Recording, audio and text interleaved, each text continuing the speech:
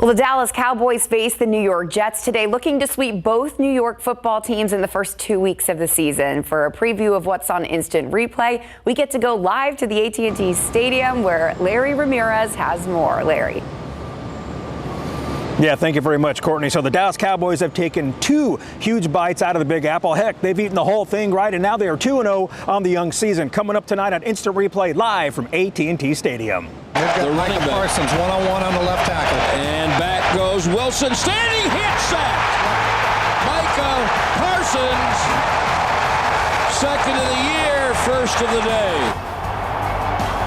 The Lion, Micah Parsons, was too tough to tame for the Jets' offensive line. He sacked Jets QB Zach Wilson in the first quarter, and what turned out to be a pretty good day for the boys' defense, holding the Jets at just 10 points after shutting out the Giants last Sunday. Mary and Larry are here in Arlington with more. Stroud.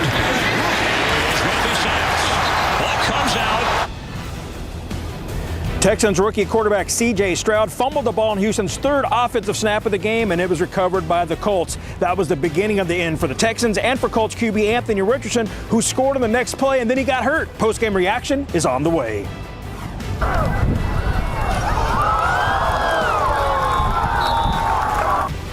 Another week of BGCs in the books, and we had plenty of hard-hitting action, great throws, catches, runs, and awesome games. Who made the cut in this week's Best of Big Game Coverage Week 4? Plus, we've got a brand new 12's Top 12 in Class 6A, 5A, and Sub 5A, and John Jay is making some noise. Yeah, we see you, Mustangs. Plus, the newest member of KSAT12 Sports, Nick Mantis, is back in the studio. He's got the rest of your NFL action. It's all live from Arlington and San Antonio right after the Nightbeat. Courtney? All right. We love to have Larry and Mary out on the road, and we'll have Nick here for you. Still ahead, though, on the Nightbeat, keeping the music alive, how a nonprofit in San Antonio is keeping the sound of Hispanic Heritage Month going for the next generation.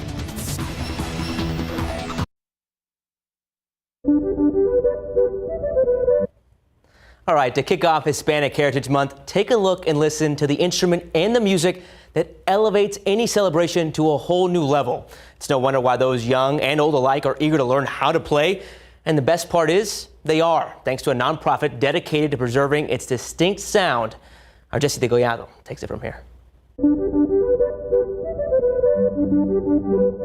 Being this is Hispanic Heritage Month, what musical instrument says more about our Hispanic heritage than this? What is that? It's the sound of keeping a tradition alive. Thanks to Conjunto Heritage Taller. What better place to learn accordion than at Lermas? Once a West Side nightclub, now a historic landmark. And what better teacher than Benny Medina, the dean of accordion music? Yet even a Texas Conjunto Music Hall of Famer had to start somewhere. You know, I could already play a little bit, but I didn't really know what I was playing. Then he met the man who would be his mentor. Beto Garza. And I always say that name because I really give him credit for me learning. That is until the students surpassed his mentor and the lessons stopped. He told me, because you already know more than I do. I wanted to cry, you know, I says, well, you're the one that showed me all this stuff. Yet while he was an electrician with CPS Energy, Medina formed his own band. Benny Medina, Conjunto Águila. I was working, but we were recording. And sharing what he'd learned. It's said Benny Medina has taught thousands of students in his lifetime. He's already playing pretty good. Tócale algo. An engineer who grew up in Mexico. I've always been surrounded by the accordion and music. Little did Oscar Cantua know he'd be learning from one of the best. I started Googling and I was like, okay, like a big deal actually. Maybe a little added pressure, but Cantua stuck with it by watching the master. Trying to force my fingers to do like what I was seeing. He says it definitely takes hand-eye coordination. You don't have to just push the buttons, but you have to know when to pull, when to push. That's right, you said leave it out. I failed miserably my first time at it, but I had fun trying. Unlike me, Cantua says it was a little easier for him, having learned other instruments like the tuba. An accordion is not a tuba. Yeah. But then again, he says, playing tuba, and I was running out of breath, and like here I am, like on the very last inch here. Fern Lozano is young for an old pro who's been playing since he was 5. I was more of a self-learner. But he says Benny Medina has helped him refine what he'd learned, and that's good for his band. Lozano says creating that sound at his fingertips on one hand and on the other the squeeze has changed his life. This is kind of like my passion. And a way to connect with his heritage. It's keeping the legacy alive for conjunto music, because San Antonio and all Texas are known for conjunto, tejano, and norteño. And now a new twist to those genres. Taking well-known songs in English and merging them with conjunto. Jaime Guevara's musical recreations are getting nods from the original artists, like from Silk Sonic with Bruno Mars and Anderson .Paak. So I went to check on his Instagram, and he had shared, and I was jumping up and down. So like I said, the first thing I do is I go into drums. Guevara says the concept is actually something he's been doing for years, covering artists like Adele, the Plain White T's, and Radiohead. But only recently did his conjunto remakes start going viral. It's a good feeling to hear my music being spread out into, way, way farther than I ever thought it would. On a hillside desolate. Guevara's musical passion also started at an early age. My dad showed me when I was a kid. I was probably 9 years old. Those sounds and memories now help inspire what could be Guevara's next big hit. I just listen to a song, and then I think, ooh, that probably sounds good in a cumbia, or that probably sounds good in a norteña. Often using the time-honored accordion that not only keeps Hispanic heritage alive, but also makes you want to dance and smile when you play it.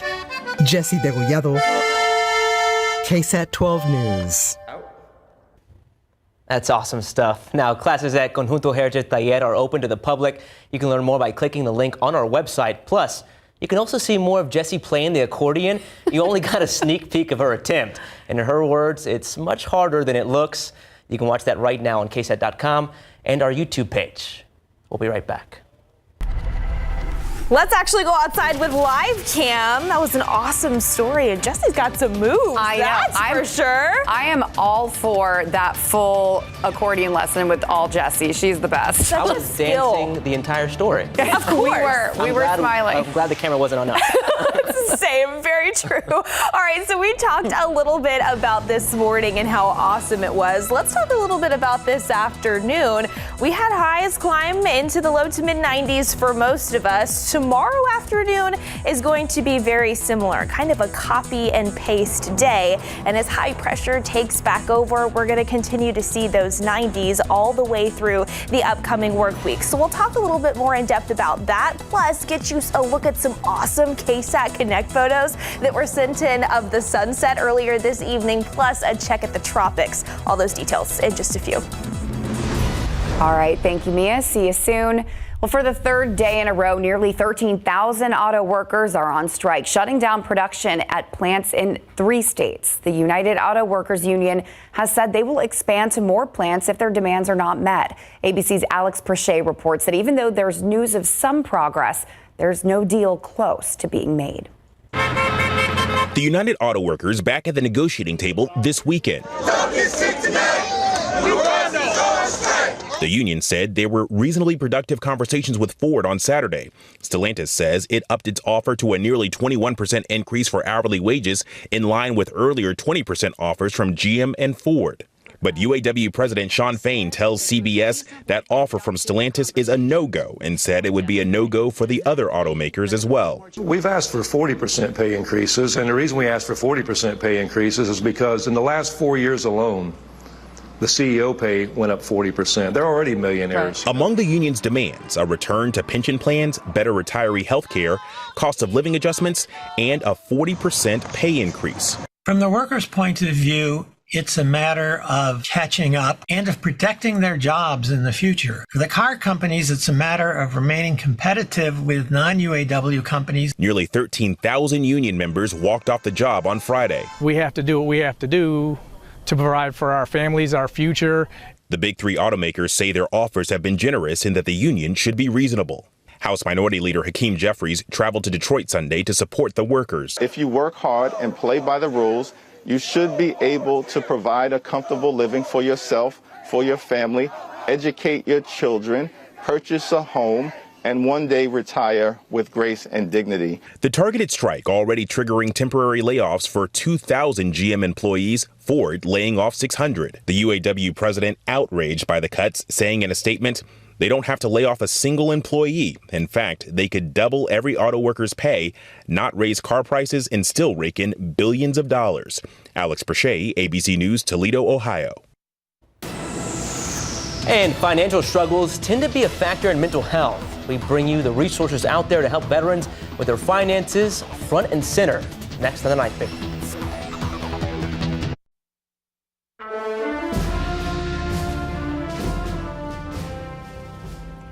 Well, this month we have been bringing front and center the critical issue of suicide prevention awareness among veterans. Today, we're continuing to do so with a particular focus on financial wellness. And financial struggles can be a big factor in mental health. And as our Jonathan Cotto reports, help is out there right now for those who have served our nation.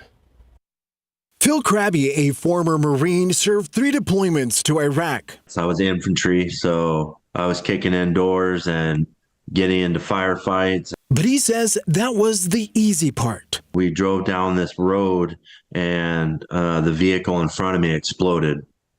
And I lost instantly. I lost 2 of my guys and my interpreter and 3 others that were severely injured in that. He says what he saw and had to do on May 23, 2006 changed his life forever. I didn't know how to deal with it, so I just compartmentalized it and shut it off. Krabby says that led to years of alcohol and substance abuse. It was on November 30th, 2020 that Krabby was met head on with his depression. My depression kept telling me, you know, you can end this.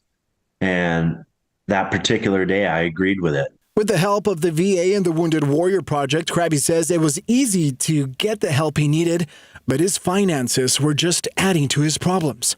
Something that Dr. Aaron Fletcher says can make symptoms of PTSD, anxiety, and depression worse in veterans. It's hard for somebody to think, you know, I should stop right now and probably seek some counseling. She says 1 in 3 of the warriors they serve who are experiencing financial insecurity are also experiencing suicidal thoughts.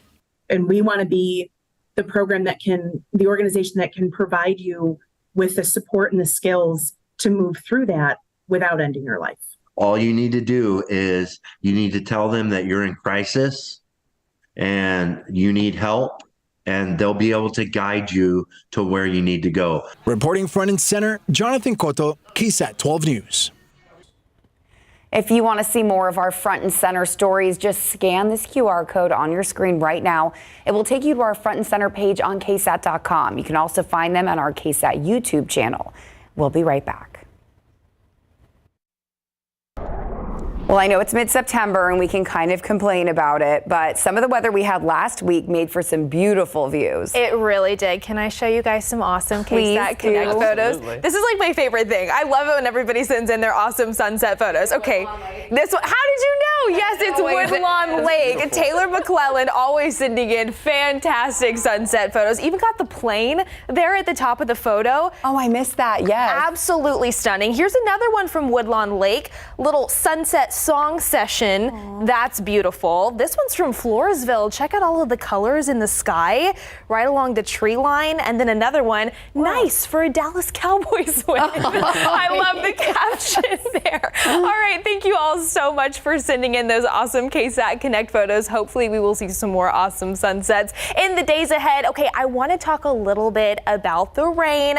Over the past 7 to 8 days, while it hasn't been for everybody, and unfortunately for us here in San San Antonio, we missed out when it came to yesterday's rain chance and Friday night's rain chance. Since the 1st of September, we've got about 0.42 of an inch in terms of our rain total so far this month here in San Antonio. But for places like Hallettsville, Lakey, over an inch and a half. So some areas did tap into some better rain totals, and it's not going to be drought busting here, but every little bit helps. This is the latest drought monitor update that was released on Thursday. You can see for some areas, especially Eagle Pass, Carrizo Springs, not having to deal with the drought. But as you jog farther eastward, we actually have the worst classification in drought still in place here in San Antonio. And unfortunately, with high pressure taking over, again, we don't really have any notable significant rain chances in the forecast. It's looking to be a pretty dry week for us here in town.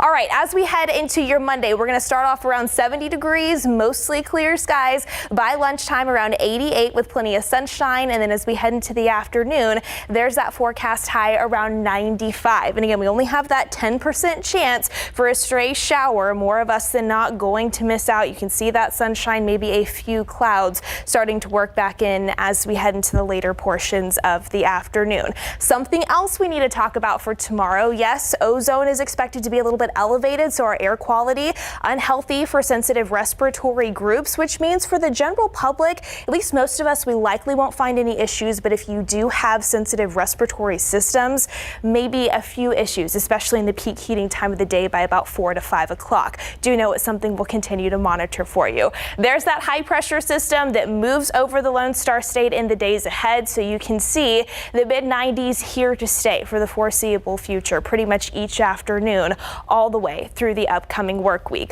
All right, let's get you a check at the tropics. Yes, it is still the Atlantic hurricane season. This is what's left of post-tropical cyclone Lee. This actually was a hurricane last week in the western Atlantic. That's going to continue to move farther off to the northeast, away from the United States, off into the northern Atlantic. Along the eastern seaboard, though, there is a low chance for tropical development there, just east of places like Florida, Georgia, as well as the Carolinas. Again, a low chance for tropical development, so we'll monitor that. Then there's Tropical Storm Nigel out there in the central Atlantic, and then another medium chance for some development out there in the eastern Atlantic. As of right now, no issues for us here in south central Texas. Something we will continue to keep eyes on. Until then, temperatures in the low to mid 70s for the morning lows over the next several days, and those highs still in the 90s. Mid 90s, no complaints. Thanks for that, Mia.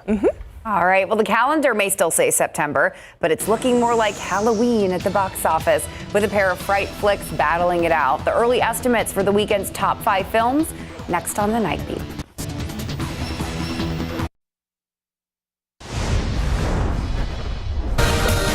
Barbie stayed in 5th place. The year's biggest hit added $4 million for a domestic total of $626 million.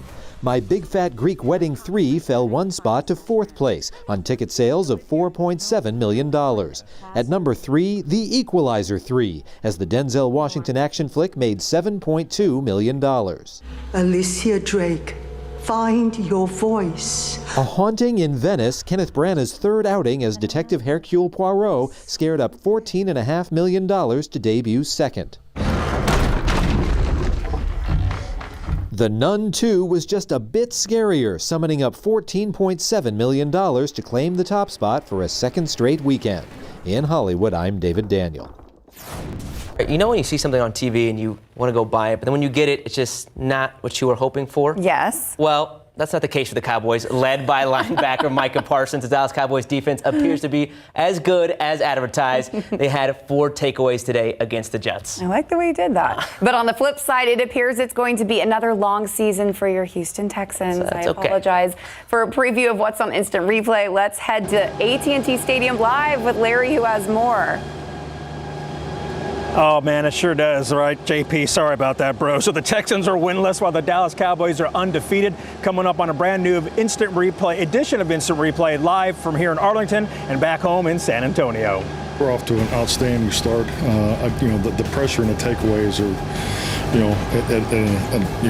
at an incredible level after 2 games. So this group has taken it up a notch clearly from last year. The second half was super impressive.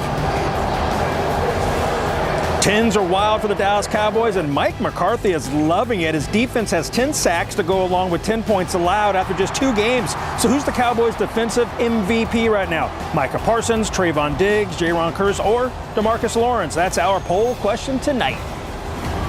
Defensively today, we weren't good enough. And if we want to be a good defense, it all starts up front, right? Stopping the run. We did not stop the run. We did not tackle well. D'Amico Ryan's defense allowed the Colts to run for 126 yards and 3 touchdowns today in the Texans' 31-20 loss at NRG Stadium. Plus, rookie QB C.J. Stroud was sacked 6 more times, and now Houston is 0-2 on the season. Man, they've got to find a better way to protect that young man. So we've got your best of big game coverage from Week 4, and we'll also let you know how your San Antonio connections in the NFL did today as well. All that and more coming up right after the Night Beat. Guys, back to you. All right, Larry, thank you so much. Thank you, sir. We'll be right back.